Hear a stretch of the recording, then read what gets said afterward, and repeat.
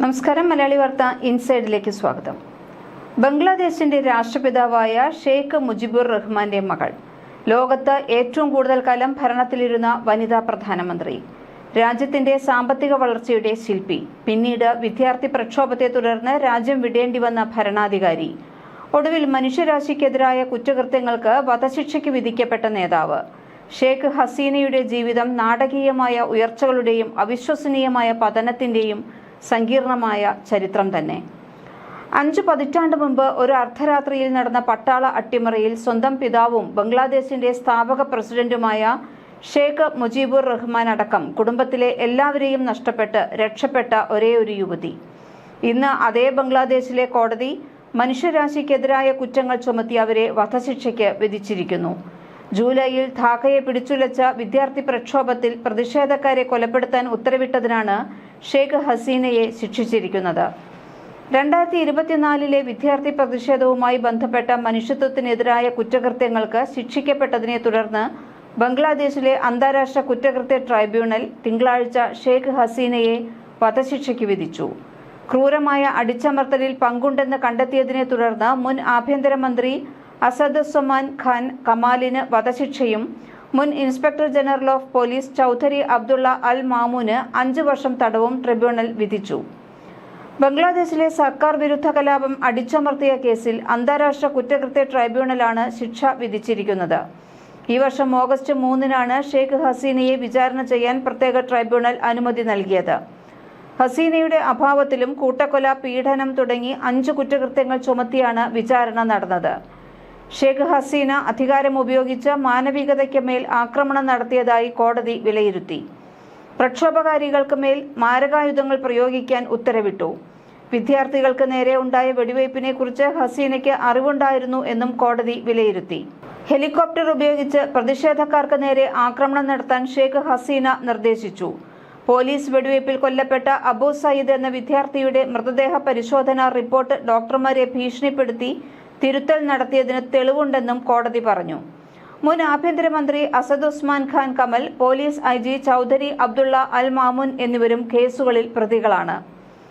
ബംഗ്ലാദേശിൽ ഏറ്റവും കൂടുതൽ കാലം പ്രധാനമന്ത്രിയായിരുന്ന 78 വയസ്സുകാരിയായ ഷെയ്ഖ് ഹസീനയെ സംബന്ധിച്ച് അധികാരത്തിന്റെയും ഉയർച്ചകളെയും വീഴ്ചകളെയും രാഷ്ട്രീയ പകപോക്കലുകളെയും അതിജീവിച്ച അരനൂറ്റാണ്ട് നീണ്ട യാത്രയുടെ ഭീതിജനകമായ അന്ത്യമാണ് ഇത്. കഴിഞ്ഞ വർഷം രാജ്യവ്യാപകമായി നടന്ന പ്രക്ഷോഭങ്ങളെ തുടർന്ന് ധാക്കയിൽ ഭരണമാറ്റമുണ്ടാകുകയും തുടർന്ന് അവർ ഇന്ത്യയിലേക്ക് പലായനം ചെയ്യുകയുമായിരുന്നു. ഷെയ്ഖ് ഹസീനയുടെ രാഷ്ട്രീയം ഒരേ സമയം വാഴ്ത്തപ്പെടുകയും അതേസമയം വിമർശിക്കപ്പെടുകയും ചെയ്തു. ഒരു വശത്ത് ഹസീന ബംഗ്ലാദേശിനെ ദാരിദ്ര്യത്തിൽ നിന്ന് സാമ്പത്തിക വളർച്ചയിലേക്ക് നയിച്ച ദീർഘവീക്ഷണമുള്ള നേതാവാണ്. മറുവശത്താകട്ടെ അധികാരം നിലനിർത്താൻ ജനാധിപത്യത്തിന്റെ കഴുത്തു ഞെരിക്കുകയും സ്വന്തം ജനതയ്ക്കെതിരെ അതിക്രമം അഴിച്ചുവിടുകയും ചെയ്ത സ്വേച്ഛാധിപതിയും. മനുഷ്യത്വത്തിന്റെ മാതാവ് എന്നതിൽ നിന്ന് മനുഷ്യരാശിക്കെതിരായ കുറ്റകൃത്യങ്ങൾക്ക് വധശിക്ഷ വിധിക്കപ്പെട്ട വ്യക്തി എന്ന നിലയിലേക്കുള്ള പതനം സമാനതകൾ ഇല്ലാത്തതുതന്നെ. ഹസീനയ്ക്കെതിരായ വിദ്യാർത്ഥി പ്രക്ഷോഭം പൗരാവകാശത്തിന്റെയും ജനാധിപത്യത്തിന്റെയും പ്രകടനമെന്ന് വിശേഷിപ്പിക്കാമെങ്കിലും ബംഗ്ലാദേശിനെ സംബന്ധിച്ചിടത്തോളം അതൊരു തിരിച്ചുനടത്തം കൂടിയാണ്. വിദ്യാർത്ഥി പ്രക്ഷോഭകർക്കെതിരെ ആക്രമണങ്ങൾക്ക് ഹസീന പ്രേരിപ്പിച്ചുവെന്നും അവരെ സംരക്ഷിക്കുന്നതിൽ പരാജയപ്പെട്ടുവെന്നും ധാക്കയിലെ ഇന്റർനാഷണൽ ക്രൈംസ് ട്രൈബ്യൂണൽ കണ്ടെത്തി. കൂട്ടക്കൊലയുടെ ഇരയിൽ നിന്ന് 100 കണക്കിന് കൊലപാതകങ്ങളുടെ കുറ്റവാളി എന്ന സ്ഥാനത്തേക്കുള്ള ഷെയ്ഖ് ഹസീനയുടെ യാത്ര കല്ലും മുള്ളും നിറഞ്ഞതാണ്. ഷെയ്ഖ് ഹസീനയുടെ ജീവിതത്തിലെ വഴിത്തിരിവായത് 1975 ഓഗസ്റ്റ് 15-ലെ ആ രാത്രിയാണ്. 1975 ജൂലൈയിൽ ഹസീനയും സഹോദരി രഹാനയും ഹസീനയുടെ ഭർത്താവ് അന്തരിച്ച ഭൗതിക ശാസ്ത്രജ്ഞനായ MA വസേദ് മിയ പ്രവർത്തിച്ചിരുന്ന ജർമ്മനിയിലേക്ക് പോയതായിരുന്നു.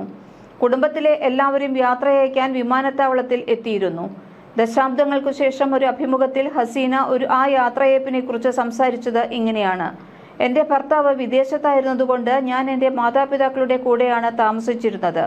അന്ന് എല്ലാവരും അവിടെ ഉണ്ടായിരുന്നു. എന്റെ പിതാവും മാതാവും 3 സഹോദരങ്ങളും പുതുതായി വിവാഹിതരായ 2 സഹോദരിമാരും എല്ലാവരും. എന്നാൽ 1975 ഓഗസ്റ്റ് 15-ന് ധാക്കയിലെ ധൻമോണ്ടിയിലുള്ള വീട്ടിൽ വെച്ച് മുജീബുർ റഹ്മാനും ഭാര്യയും 3 ആൺമക്കളും 2 മരുമക്കളും കൂട്ടക്കൊല ചെയ്യപ്പെട്ടു. ബംഗ്ലാദേശ് സൈനികർ വീട്ടിലേക്ക് ഇരച്ചുകയറി 36 പേരെയാണ് വധിച്ചത്. ലോക ചരിത്രത്തിലെ ഏറ്റവും രക്തരൂഷിതമായ അട്ടിമറികളിൽ ഒന്നാണ് ഇത്. ഈ സമയം ഹസീനയും സഹോദരി ഷെയ്ഖ് റെഹാനയും പശ്ചിമ ജർമ്മനിയിലായിരുന്നതുകൊണ്ട് മാത്രം അത്ഭുതകരമായി രക്ഷപ്പെട്ടു. അതോടെ അവർക്ക് രാജ്യം നഷ്ടപ്പെട്ടു. തുടർന്ന് 6 വർഷത്തോളം ഇന്ത്യയിൽ രാഷ്ട്രീയ അഭയം തേടി ഡൽഹിയിൽ പ്രവാസ ജീവിതം നയിച്ചു. രാഷ്ട്രീയത്തിലേക്കുള്ള വരവ് എങ്ങനെയെന്ന് നോക്കാം. 1981 ഇന്ത്യയിൽ അഭയം തേടിയിരിക്കെയാണ് ഷെയ്ഖ് ഹസീനയെ അവാമി ലീഗിന്റെ പ്രസിഡന്റായി തെരഞ്ഞെടുത്തത്. രാജ്യത്തിന്റെ സ്വാതന്ത്ര്യ സമരത്തിലെ പങ്കുകൊണ്ട് ബംഗബന്ധു എന്ന് സ്നേഹത്തോടെ വിളിക്കപ്പെട്ട പിതാവാണ് ഈ പാർട്ടിയെ നയിച്ചിരുന്നത്. 1996 തെരഞ്ഞെടുപ്പിൽ അവാമി ലീഗ് മികച്ച വിജയം നേടി അധികാരത്തിലെത്തി. ഷെയ്ഖ് ഹസീന പ്രധാനമന്ത്രിയായി. 2009 വീണ്ടും തെരഞ്ഞെടുക്കപ്പെട്ട അവർ കഴിഞ്ഞ വർഷം പുറത്താക്കപ്പെടുന്നതുവരെ ആ സ്ഥാനത്ത് തുടർന്നു. ഈ കാലഘട്ടത്തിൽ ഇന്ത്യയുമായി 30 വർഷത്തെ ഗംഗാ നദീജല പങ്കുവയ്ക്കൽ കരാറിൽ ഒപ്പുവെച്ചു.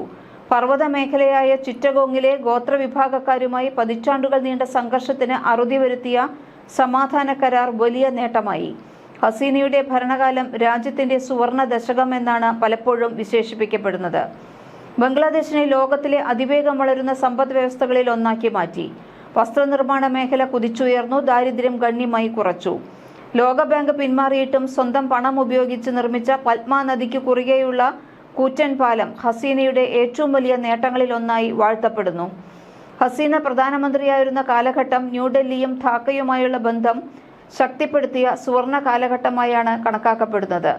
അതിർത്തി സുരക്ഷ, അടിസ്ഥാന സൗകര്യ വികസനം, തീവ്രവാദ വിരുദ്ധ പ്രവർത്തനങ്ങൾ തുടങ്ങി നിരവധി മേഖലകളിൽ സഹകരണം വർദ്ധിച്ചു.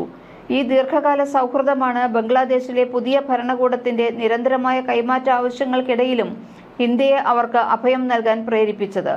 പ്രധാനമന്ത്രിയായി 4ാം തവണ അധികാരമേറ്റെടുത്ത മാസങ്ങൾക്കുള്ളിൽ സംവരണ സമ്പ്രദായത്തിനെതിരെ ബംഗ്ലാദേശിൽ പ്രതിഷേധം ആരംഭിച്ചു. 1971 സ്വാതന്ത്ര്യ സമരത്തിൽ പങ്കെടുത്ത മുക്തി യോദ്ധാക്കളുടെ 1971 ബംഗ്ലാദേശ് വിമോചന യുദ്ധത്തിൽ പോരാടിയ ബംഗ്ലാദേശിലെ സ്വാതന്ത്ര്യ സമര സേനാനികളെ സൂചിപ്പിക്കുന്ന വാക്കാണ് മുക്തി യോദ്ധാക്കൾ എന്ന് പറയുന്നത്. ഇവരുടെ കുടുംബാംഗങ്ങൾക്ക് ജോലികളിലും വിദ്യാഭ്യാസത്തിലും മുൻഗണന നൽകുന്നതിനെതിരെയായിരുന്നു പ്രക്ഷോഭം.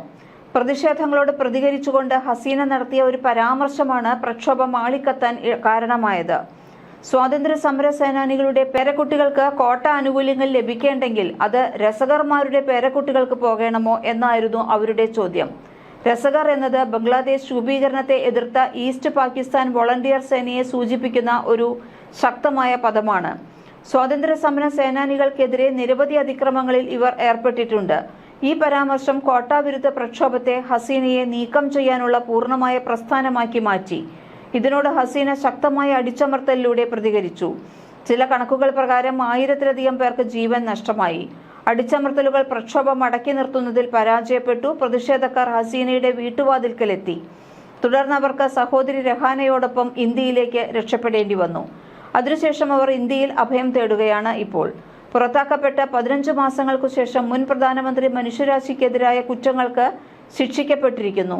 അക്രമത്തിന് പ്രേരിപ്പിച്ചുവെന്നും പ്രതിഷേധക്കാരെ കൊല്ലാൻ ഉത്തരവിട്ടുവെന്നും പൗരന്മാരെ സംരക്ഷിക്കുന്നതിൽ പരാജയപ്പെട്ടുവെന്നും ചൂണ്ടിക്കാട്ടിയാണ് ബംഗ്ലാദേശ് കോടതി അവർക്ക് വധശിക്ഷ വിധിച്ചത്. കോടതി സമൻസുകൾ നൽകിയിട്ടും ഹസീന വിചാരണയിൽ പങ്കെടുത്തില്ലെന്നും ഒളിച്ചോട്ടം കുറ്റബോധത്തെ സൂചിപ്പിക്കുന്നു എന്നും കോടതി കണ്ടെത്തി. എന്നാൽ ഈ വിധിയെ ഹസീന തള്ളിക്കളഞ്ഞു. തനിക്ക് സ്വയം പ്രതിരോധിക്കാൻ നീതിയുക്തമായ അവസരം ലഭിച്ചില്ലെന്ന് അവർ പറയുന്നു.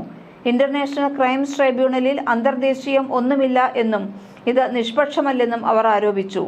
എനിക്കെതിരായ വിധി മുൻകൂട്ടി തീരുമാനിച്ചതായിരുന്നു. എന്നാൽ ലോകത്തിലെ ഒരു ബഹുമാന്യനായ നിയമജ്ഞനും ഈ വിധിയെ അംഗീകരിക്കില്ല എന്ന് അവാമി ലീഗ് പുറത്തിറക്കിയ പ്രസ്താവനയിൽ ഹസീനയെ ഉദ്ധരിച്ച് പറയുന്നുണ്ട്. രാജ്യത്തിന്റെ സ്വാതന്ത്ര്യവും പരമാധികാരവും ഉയർത്തിപ്പിടിച്ച ഒരു ജനാധിപത്യ സർക്കാരിനെതിരെ പ്രതികാരം ചെയ്യാനുള്ള വ്യക്തിപരമായ ലക്ഷ്യം മാത്രമാണ് ഈ വിധിക്ക് പിന്നിലുള്ളതെന്നും അവർ പറയുന്നു. കൊടുങ്കാറ്റുകൾ ഏറെ കണ്ട ഷെയ്ഖ് ഹസീന വിധി നിർണായകമായ മറ്റൊരു അഗ്നിപരീക്ഷയെ നേരിടുകയാണ്. രാഷ്ട്രീയ ജീവിതം മാത്രം തിരികെ പിടിച്ചാൽ മാത്രം പോരാ, തൂക്കുകയറിൽ നിന്ന് സ്വന്തം ജീവിതം കൂടി തിരികെ പിടിക്കേണ്ട അവസ്ഥ. ഹസീനയെ കണ്ണിലെ കരടായി കരുതുന്ന ഇടക്കാല സർക്കാരിനു കീഴിൽ തലപൊക്കി തുടങ്ങിയ രാഷ്ട്രീയ എതിരാളികളുടെ സമ്മർദ്ദത്തിൽ ബംഗ്ലാദേശ് സുപ്രീം കോടതിയിൽ നിന്ന് ഹസീനയ്ക്ക് നീതിയുക്തമായ പരിഗണന കിട്ടുമോ? സ്വന്തം ജീവൻ വെച്ചുള്ള ചൂതാട്ടത്തിന് ഹസീന ഒരുങ്ങുമോ? ബംഗ്ലാദേശിലെ രാഷ്ട്രീയ സ്ഥിതി കലങ്ങി തെളിയാത്തിടത്തോളം ഇന്ത്യയിൽ തുടരുകയല്ലാതെ ഹസീനയ്ക്ക് മുന്നിൽ മറ്റു വഴികളൊന്നും തന്നെയില്ല. മലയാളി വാർത്ത ഇൻസൈഡ്.